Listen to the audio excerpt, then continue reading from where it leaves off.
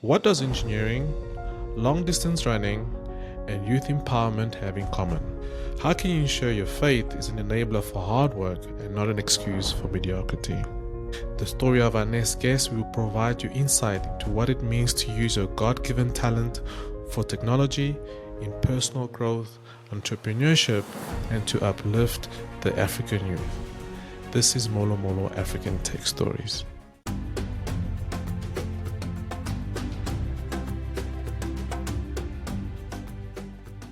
Today we meet Twambo Chikoye, a dynamic leader whose journey reflects a commitment to personal development, social impact, and embracing diverse opportunities. With a background in mechatronics engineering and a passion for youth development, Twambo's transitions into the field of personal development and non-formal education was driven by a desire to empower young people. As the National Director of the Duke of Edinburgh's International Award, Zambia, Twaambo has witnessed firsthand the transformative power of programs fostering personal growth and skill development. His commitment to personal resilience, demonstrated through marathon running, mirrors his mindset of endurance and perseverance in professional and personal endeavors. With this background in community service and youth empowerment, including roles as a church minister and collaboration with organizations like UNICEF, Twambo brings a holistic perspective to bringing opportunities to young people in Zambia. Twambo, welcome to Molo Molo African Tech Stories. Thanks, Paul. It's good to be here. That intro definitely makes me sound very good. Hey, man, I try my best to, fluff up the people, who join so they can feel excited and they can feel like, yeah, no, this is me. This is me. Yeah, no. I am that person, even though some things I don't remember. But I am really that person. Twambo, really, thank you so much for joining us. I know we were just speaking off air. Just the last time we spoke was, my goodness, over a decade ago, right? Yep. Can't believe it. Over a decade. Crazy stuff. To know that you are now married, I'm married, and we grew up in the campus ministry. Yep. Skinny, for too much fasting and not enough eating. And especially when you're an engineering student. Yeah, Hey, my man, you can say it again. I mean, it is really excited to have you on the show. So I wanted us to kind of start from at least from your background, right? And as I said in the intro, you've gone from mechatronics engineering to youth development and leadership. How did that transition happen, and for what? Can you remember what was your overarching reason for not kind of pursuing what you've studied in the first place? I think it's something that I'm currently involved in my current job now, helping young people understand that we are all constantly growing and changing, and in the sense of what you are passionate about when you're young. So I think the transition was obviously mechatronics came about because my father and I couldn't see eye to eye. I actually wanted to be a pilot. I loved planes, and aeronautical engineering was my thing. So he was like, the closest thing I would sponsor you to do is engineering, and then you can sponsor yourself into flight school. Because he's like, there's no airplane industry in Zambia, so I don't understand why you have this passion and where you're going to work. So it was this whole back and forth. So I got into mechatronics with the aim of, I'm going to build myself, get enough money, then go to flight school, get my CPL, PPL, then probably do something like aeronautical engineering. But during, I think, my first job after finishing mechatronics and working, I realized I think because the job I got then, I was just basically in the technical department working on equipment. And I realized, man, I actually miss the people in interaction side of me, and which I discovered during my high school years.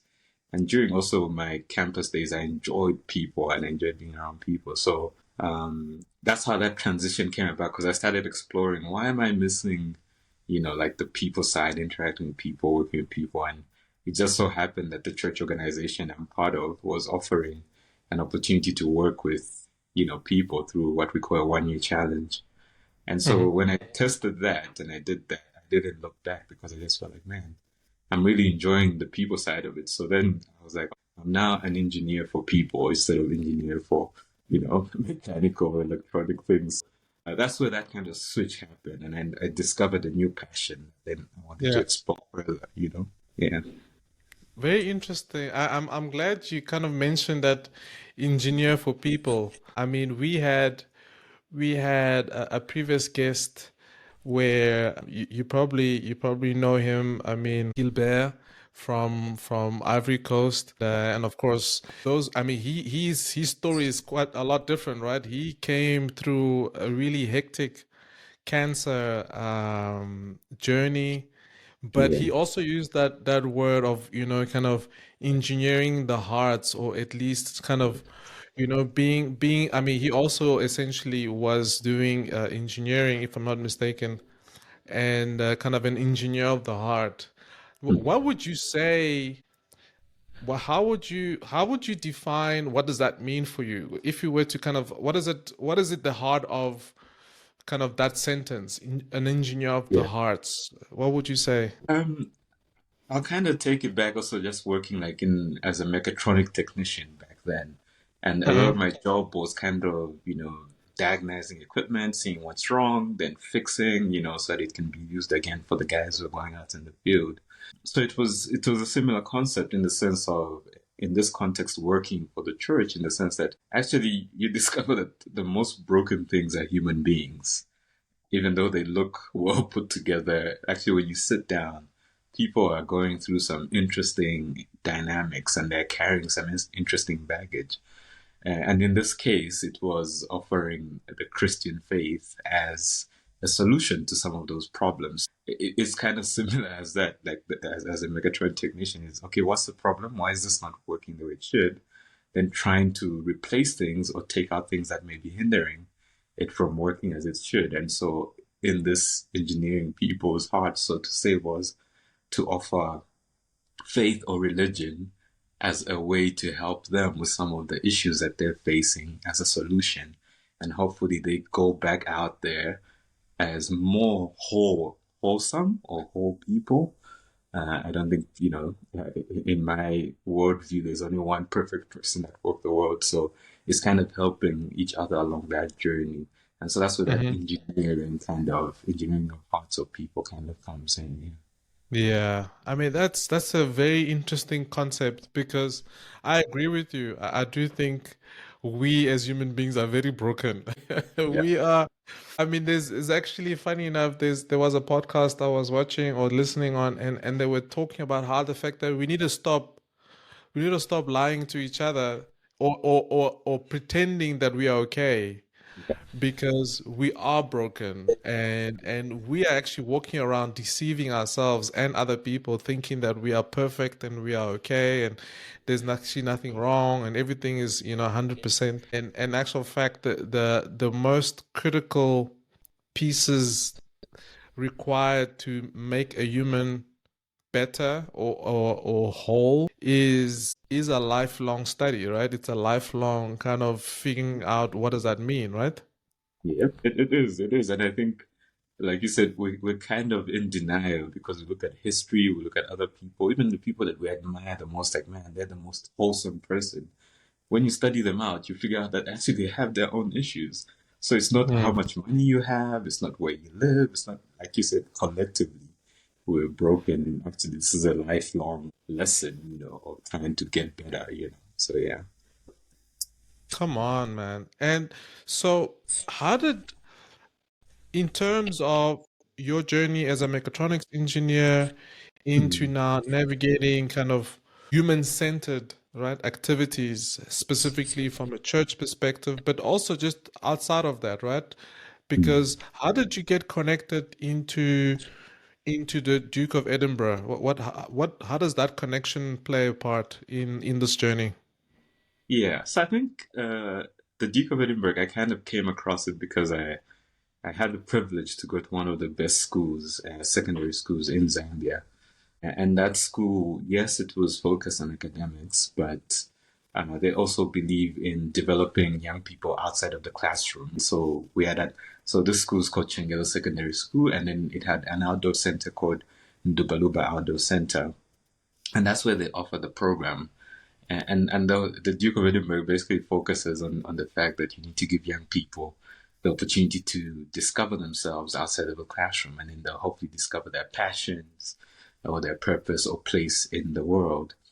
So I got involved in it in my high school days and really enjoyed just discovering myself and my limits in that space, and excelled at it, and really excelled at it, and then continued, being involved in it even after my high school, kind of volunteering while I was still in university, pursuing my degree, and also even, ended up representing Zambia, in the UK, went to St. James's Palace to meet, the original Duke of Edinburgh, Prince Philip there, and kind of share my experience. So it kind of just opened this whole different world to me that I didn't know existed. And that kind of just pushed my boundaries, So yeah, that's how I kind of got involved in it. It's quite amazing to hear how you've managed to stay consistently in that journey, right? In terms of Yeah. your involvement with the Duke of Edinburgh kind of international program, and what would you say is kind of the difference maker that you saw between that specific kind of program for young people and maybe other programs that you might have seen around? What would you say is the difference? So the difference, I think, it's also what helped me to kind of when we started the conversation. I talked about how my dad and I were in this stand up because I was passionate about planes and seeking that. When you grow up, and for people like you and I who grew up in Africa, to our parents, there's only three careers: doctor, engineer, or lawyer. What that program does, it kind of tells you that actually you've got passions and you can pursue them, and hopefully they can lead into a lifelong pursuit that can hopefully be a career also. At that time, I wasn't encountering any other program that was opening my mindset to the fact that actually I can take a passion and I can pursue it, and I should be strong in pursuing it. So that's why I kind of got involved and fell in love with it, because it gave me that belief, it gave me that self-esteem and confidence to, confidently go out in the world and explore what the world has to offer, not just what I'm being directed down. And so that's even after doing it, and, even after in my university, like I said, I've still volunteered. I was like, man, I need to champion this for more other young Africans, in the fact that don't just stick to the narrative that you've been told. There's many narratives out there to explore in the world. And you might not know what you think, maybe is your passion, maybe because that's been drilled in your head, might not actually be your passion. And you would discover yourself and discover a different thing that you're passionate about. So yeah, Yeah. that's what I'm passionate about. Yeah. No, that's really, I mean, I like what you said earlier, where our parents, what would you say is, according to you and what you've seen, what drives that, I wouldn't say narrow-mindedness, but that limited set of choices for one's children in an African context? What would you say drives that? I think in one sense it's understandable because maybe the tried and tested, kind of paths, those three, they've seen success. It's kind of like, I guess statistics, right? They've seen that, most engineers or lawyers or doctors end up in good jobs, good life, that kind of thing. Or it's just also, I think we're scared. We're scared to explore. One of my mentors, in at this outdoor center where I did the award program, he always used to say, this quote. I'm not sure who says it, but they say that if you're not living life on the edge, you're taking up too much space. So sometimes, in the African context, people can want to play it safe. And that's why sometimes we don't push the boundaries as much as we should to see actually what else is there, what more we can do. And so, like you said, maybe in inverted commas, that narrow-mindedness is, hey, we're not fully exploring our potential or our capacity because we just want to do the safe thing. We always joke in Zambia, like, man, the reason some businesses don't succeed is because, if my neighbor is selling tomatoes and the price of tomato is high, everyone starts selling tomatoes, and because everyone wants to get into that. It's like, no, you haven't done Yes. the research, you don't know what they're doing, but you're just kind of copying and pasting. Why not try something different, Yeah. And sometimes we don't do that, as much as we should. I agree with you. I agree because I think one of the things I've noticed, at least, is the cost of failure is quite high. And what I mean by cost of failure, I mean you you know of someone who has tried something different and they're now, in they just don't have any future, right? They even the joke of the family. Oh, he tried music and this one tried, he went to France, he came back and look at him. Yeah. And we don't have a lot of examples, like you said, we don't have a lot of examples of those who have tried alternative things and have made it. And because of that, you resort to what you know works. And for sure, I mean, in inverted commas, right? Right? Because I mean, we don't always, I don't always believe that that will always work for everybody. And because of that, children are consistently guided towards a specific path. And I'm glad this type of award program really has helped many individuals to have kind of different parts of what they could be doing in the future. Can you give me Mm. some kind of, examples or stories of kind of individuals who have gone through the program and have kind of, you've gotten feedback from them afterwards and so forth? Have you got some of these stories? Yeah, I mean, there's definitely quite a number of us who went through this program. I think of one, a friend of mine, Mwaba. He went through this program, ended up working at an outdoor center, and now he's running his own outdoor tourism kind of business, working with schools, working with different clientele from in Zambia and outside of Zambia, and kind of now mapping kind of like ecotourism, which is the space that probably many of us didn't realize, oh, you can actually make, a career out of this. He's one that definitely stands out significantly out of the people that have gone through this program. But outside of that, there's different individuals who've gone on either to pursue the arts, like you said, music. A lot of I know some who've been in this program who've gone to pursue music. Others, whether it's performing arts, they've gone to pursue performing arts, and others, it's just even if they've gone into what we would term as mainstream careers, you still see them uh, confident in even in that, because one thing the program focuses on is the fact that yes, you can have the great grades, A stars, or whatever it is, but in the workspace, what people are looking for is also the soft skills and essential skills. How good are you at, decision making, working in a diverse team, and how good are you with your organizational skills? Kind of the skills that you can't really, people, that's why they call the soft skills or essential skills. You can't really quantify in a certain way. So yes, you may have the good grades, but are you also a person that can handle themselves, and one specific story, I remember speaking with one of the CEOs for one of the big banks in Zambia, and he was telling me how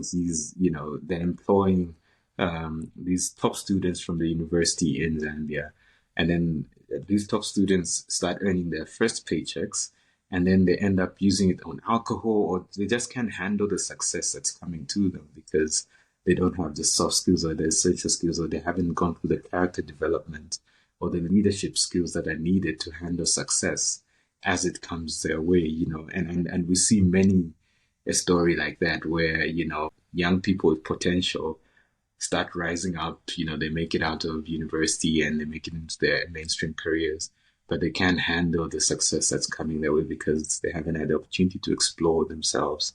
And therefore different pressures come through at them and they end up folding. That's the other thing that we really focus on. I see. Yeah, that's quite important, I believe. I do think one thing that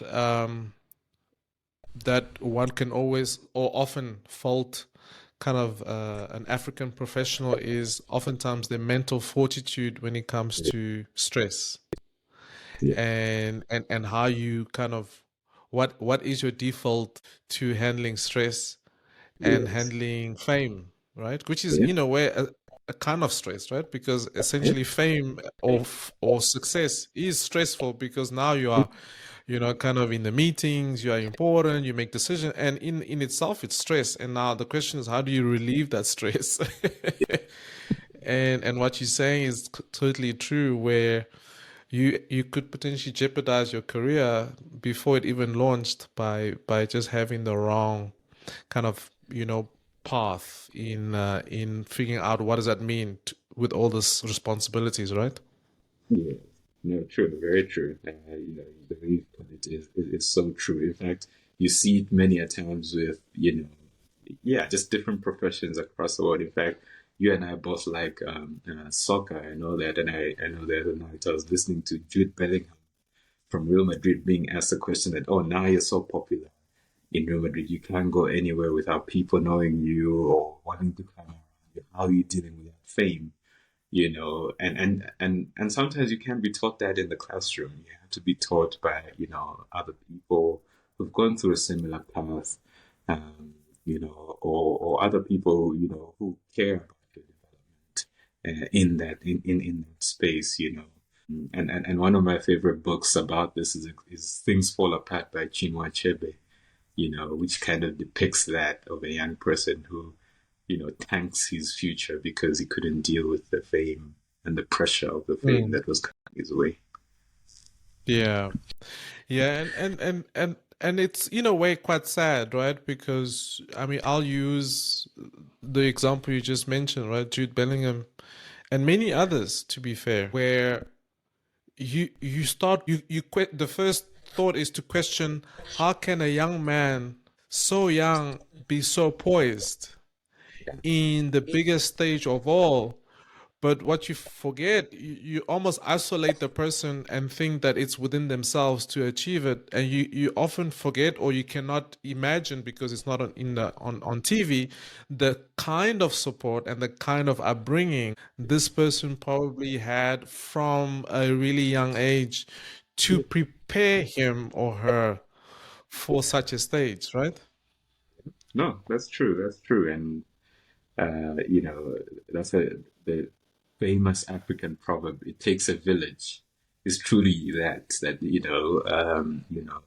and that's where in our space as Duke of Edinburgh, it's like, hey, there's a school system, there's a non-formal education system, but then there's also the learning phase, as you want to start a business from other entrepreneurs. It's that whole village concept to help someone succeed. And like you said, sometimes we miss that because we just see the individual.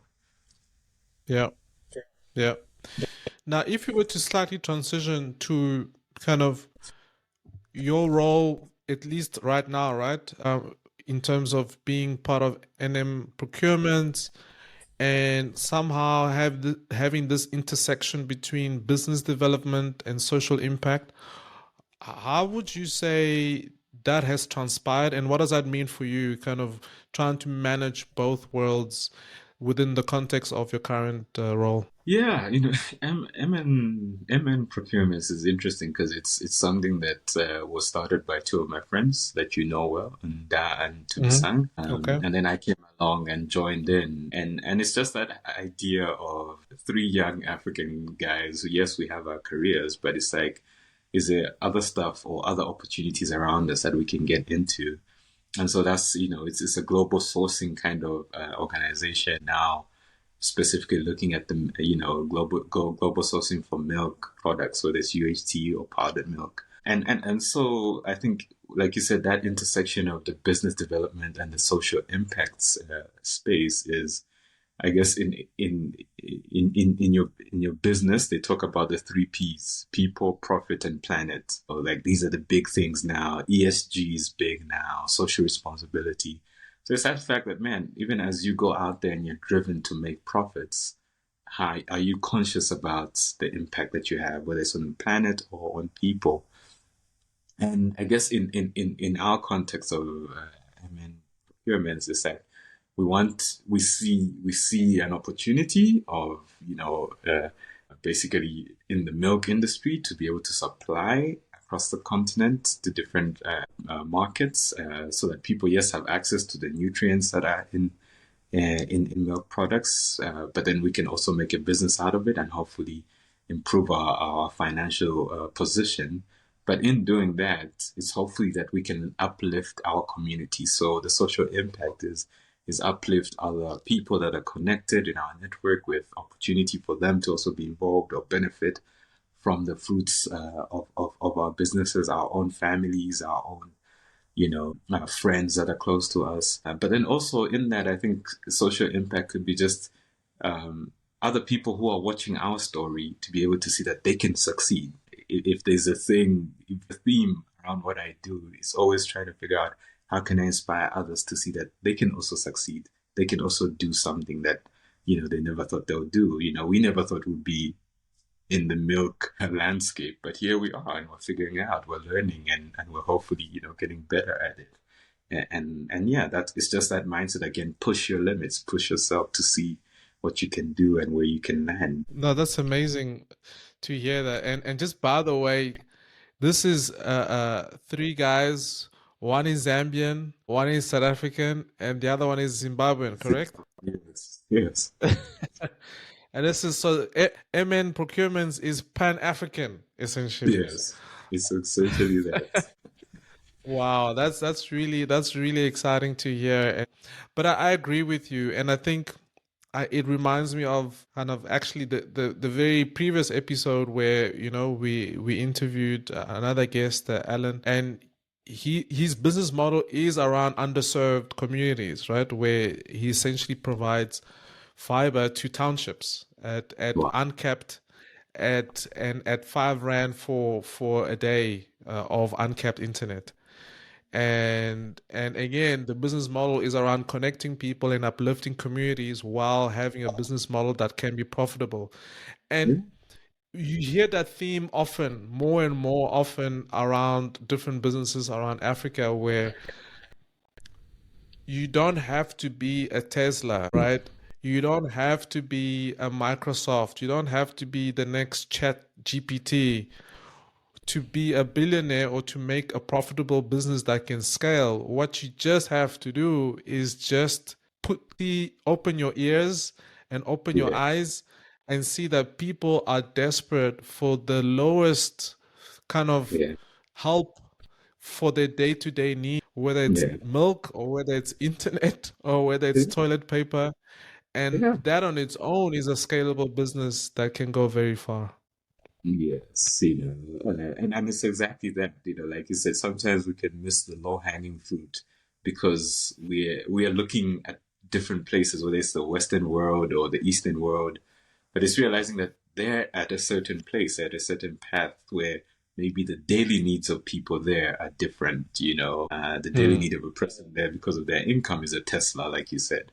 But here, in a continent that's billions of people, even if you're just selling tissue paper, like you said, you can make a difference. And also hopefully yeah. And you know what? And to be fair, and this is basically for those watching this, is that the trick is actually not in the product.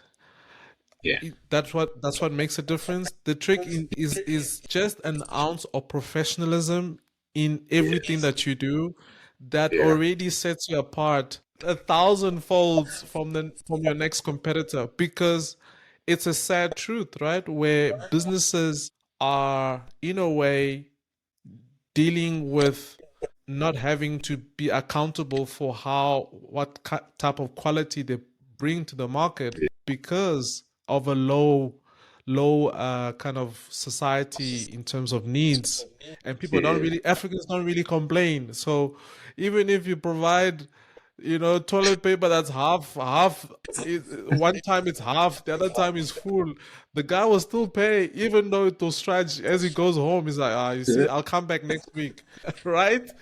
And yet, what's needed, as you said, is just an understanding of providing the best service, even for the most basic needs, goes already a long way. Yeah. No, I'm constantly saying that in Africa, if we can just get our customer care proper, any business that has great customer care will fly, like you said, up way above the rest just because of that. Even though the products are the same or they're identical, a lot of businesses take advantage of the consumers in Africa. And therefore, just that, like you said, that ingredient sets you apart. Nice. So Twaambo, we're gonna take a bit of an interlude, and I wanna know Twaambo in terms of African foods. Now we all love food. What is your favorite Zambian food? Can you tell us?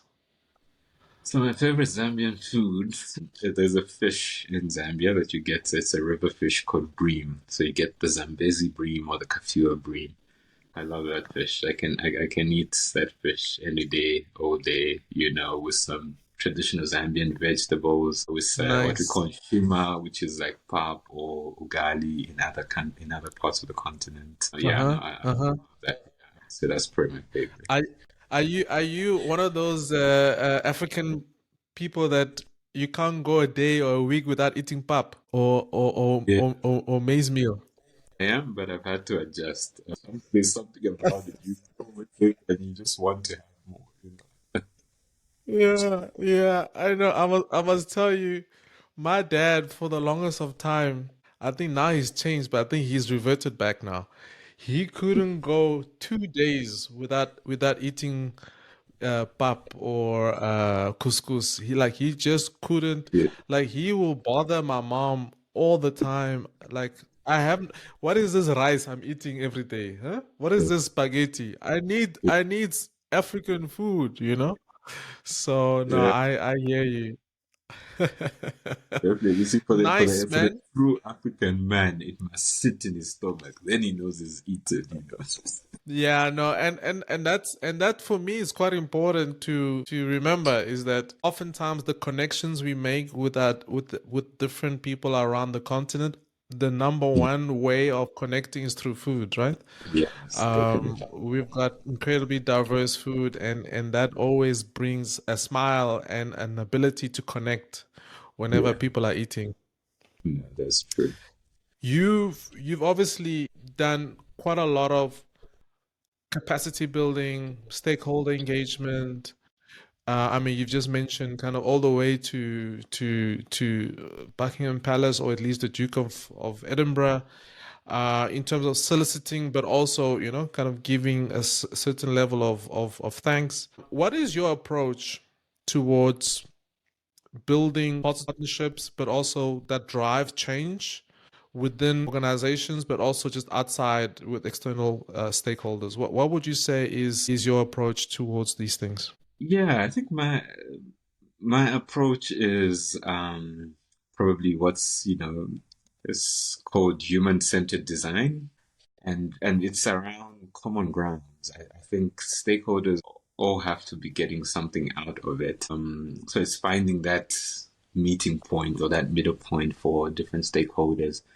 But I think probably, and it's probably come out in different ways throughout the conversation, is I'm passionate about developing human capital. So a lot of the stakeholder engagements that I get into, it's helping them see that humans are your greatest investment. In fact, one of the things I'm always talking about, even in the spaces that I work in now, is that I'm chanting this thing, even back in Zambia or across different parts of Africa, that young people are Africa's greatest resource. It's not the raw material. It's not all these other things. It's the young people, and how do we invest in them, or how do we invest in individuals that then they can be equipped to leverage, whether it's the technology, the raw material, or business, or whatever it may be. But it's that people are always your greatest assets, and invest in them. So a lot of my stakeholder engagements and talks, and that's why I'm passionate about character development, leadership development, is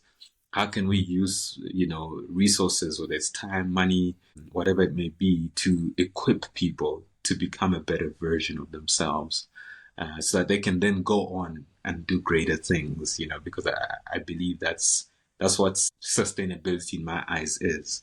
It's Mm. investing in people, that can then go on to make a lasting positive impact. So that's what I passionately push for in most of the circles that I'm involved in. Wow. No, I'm so glad you mentioned that because of course we live in an age where tech or the adoption of tech is so product centric, right? It's so kind of the next app or the next kind of, Internet of Things. And but yet from an African perspective, you can get easily confused with kind of being fixated with the next line of code and realizing, man, the real driving force that can definitely be exponential is the people, it's the actual people themselves. Yeah, that's very true. Very, very true.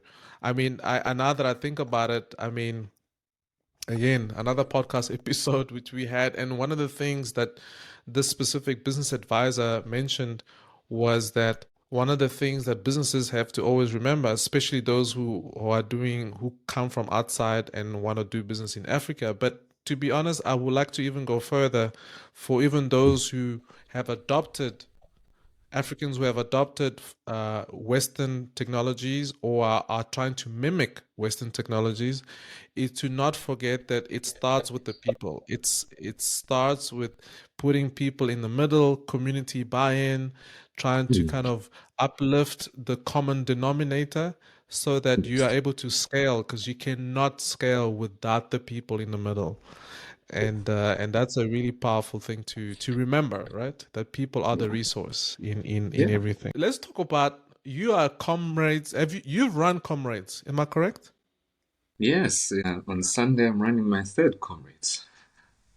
Crazy, dude. I mean, I don't even know where to begin. I mean, Comrades is roughly what, 95, 97 No, kilometers? about 90 kilometers.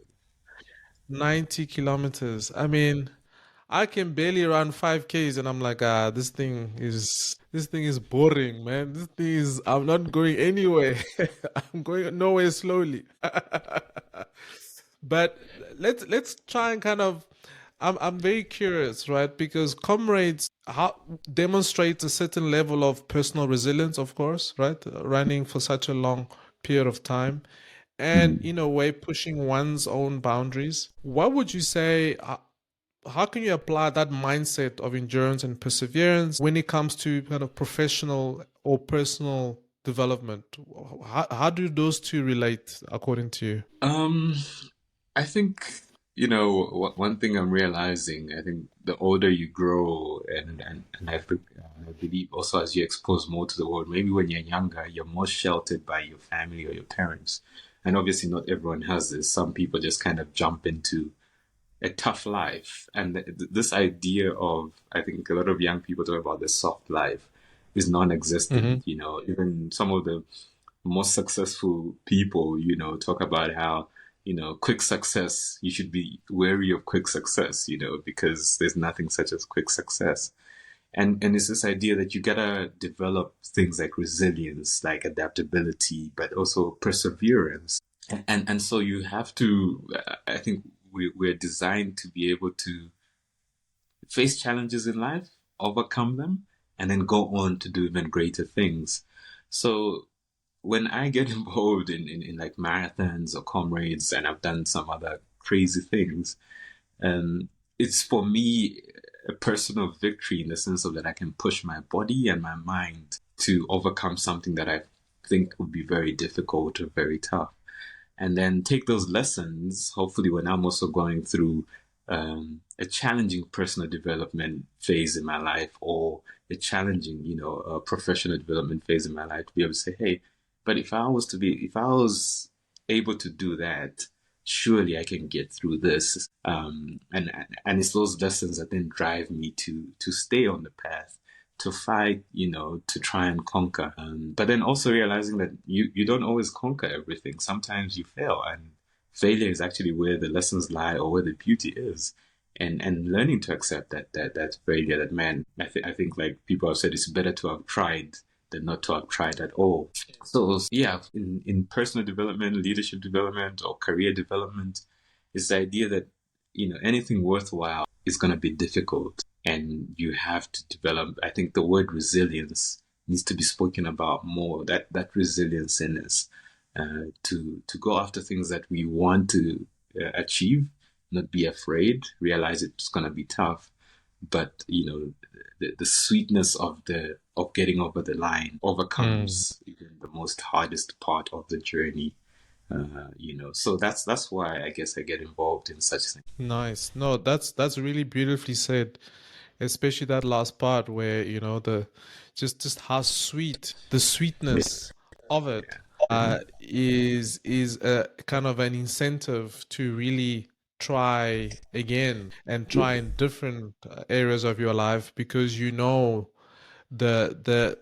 journey is what produces the sweetness, right? And not so much the end result, but it's really just when you look back and you're like, man, wow, Yeah, yeah, I've managed to achieve a lot. that's so true. That's no, thanks, Twambo. I mean, that's very interesting to hear that, how that comparison comes about. What are some faith-based principles that you have held on to and you advocate and you want to share, that allows you to promote or create opportunities for young people? What are some specific Yeah.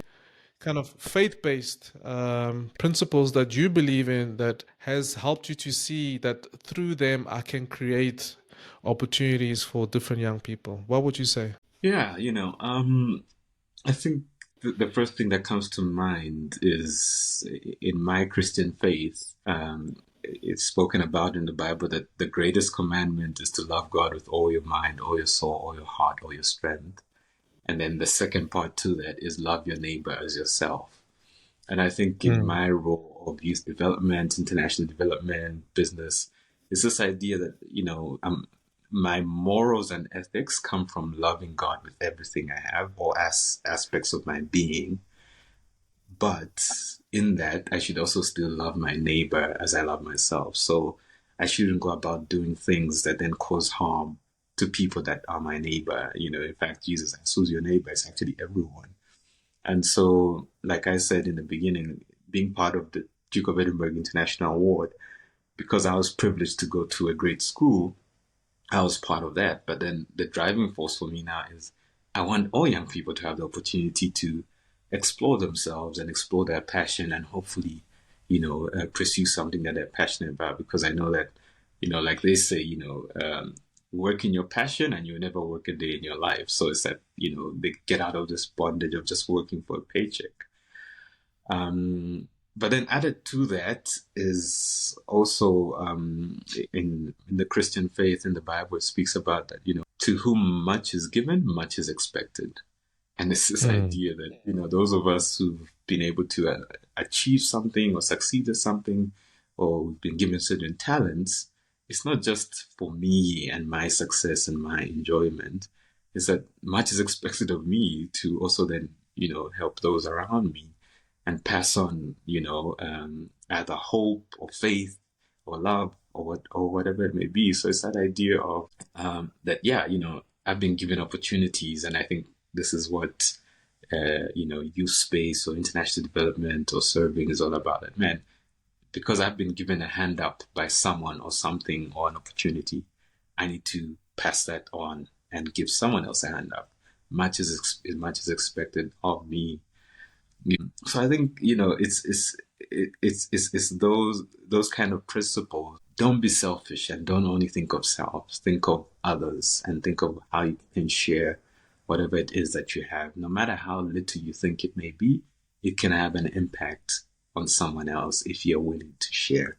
And that's kind of what drives my mindset. That hey, even if I just help one young person, that used to be my mindset even in the church. Even if I just help one young person, or in the award or in international development, then that's what it is. And sometimes it's that idea that we'll never know the multiplying effect of it. I might die, and maybe that one person that I thought I only did so little goes on to help 1,000 or 1,000,000 or whatever it is. mm. You never know the impact of that. Like they say, it takes one raindrop to fill an ocean. So don't think it's too little. Whatever it is, the little that it is, share it and see what happens. And there you have it. Another epic episode from our guest Twambo Chikoye, whose drive towards uplifting the youth is clearly renowned all the way till the Duke of Edinburgh. Thank you so much for watching. This is Molo Molo African Tech Stories. Thank you so much for listening, where we share stories of incredible tech champions and innovators that are trying to shape the African continent. Keep on staying tuned. Let's keep the conversation going. Until next time, goodbye.